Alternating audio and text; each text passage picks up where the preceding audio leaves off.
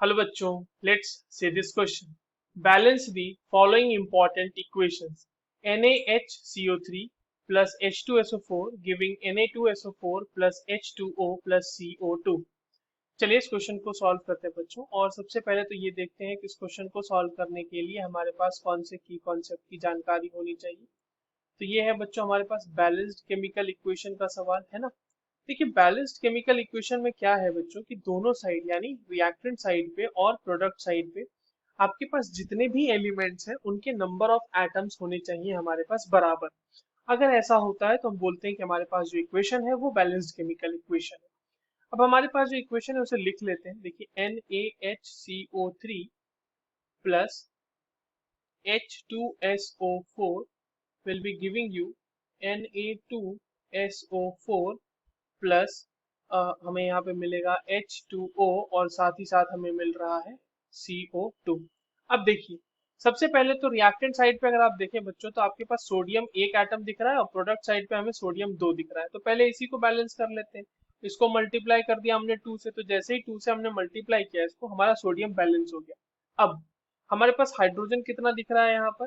देखिए NaHCO3 में हमारे पास दो हाइड्रोजन है और H2SO4 में हमारे पास दो हाइड्रोजन है, यानी कुल मिला के 4 हाइड्रोजन है।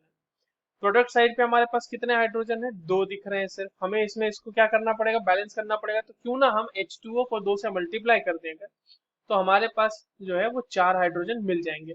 नाउ हाइड्रोजन हमारा बैलेंस हो चुका है। अब दूसरे उसके एलिमेंट पे चलते हैं। तो कार्बन देखिए NaHCO3 में कार्बन आपके पास दो दिख रहे हैं, है ना। 2 इंटू NaHCO3 है और प्रोडक्ट साइड पे हमारे पास कार्बन सिर्फ और सिर्फ एक है। अगेन इसको मल्टीप्लाई कर देंगे 2 से तो ये भी हमारा 2 हो जाएगा। तो यहाँ पे 2CO2 हमने कर दिया। अब यहाँ पर हम सोडियम बैलेंस कर चुके हैं, हाइड्रोजन बैलेंस कर चुके हैं, कार्बन बैलेंस कर चुके हैं। अब आते हैं सल्फर की तरफ और सबसे लास्ट में बैलेंस करेंगे ऑक्सीजन। सल्फर अगर आप देखें बच्चों तो आपको रिएक्टेंट साइड पे सिर्फ और सिर्फ एक सल्फर देखने को मिल रहा है और प्रोडक्ट साइड पे भी हमारे पास सिर्फ और सिर्फ एक सल्फर देखने को मिल रहा है, यानी हमें सल्फर को बैलेंस करने की ऐसी कोई खास जरूरत नहीं है। अब आते हैं हम अपने ऑक्सीजन की तरफ। अगर हम रिएक्टेंट साइड पे देखें तो CO3 2 है, तो ये हो जाएगा 2 इंटू 3 दैट इज 6 और SO4 में हमारे पास 4 है। तो कुल मिला के हमारे पास 10 ऑक्सीजन है। प्रोडक्ट साइड पे आप देखिए कितने ऑक्सीजन है, SO4 से आपके पास आ गए 4, H2O से आ जाएंगे आपके पास 2 और CO2 से आपके पास आ जाएंगे 4। ठीक है, तो ये हमारे पास कितना हो गया, फिर से ये भी हमारे पास 10 ही हो गया, यानी ऑक्सीजन भी हमारे पास बैलेंस्ड है। सो जो ये रिएक्शन लिखी हुई है बच्चों ये बैलेंस केमिकल इक्वेशन है। I hope you understood this well. All the very best.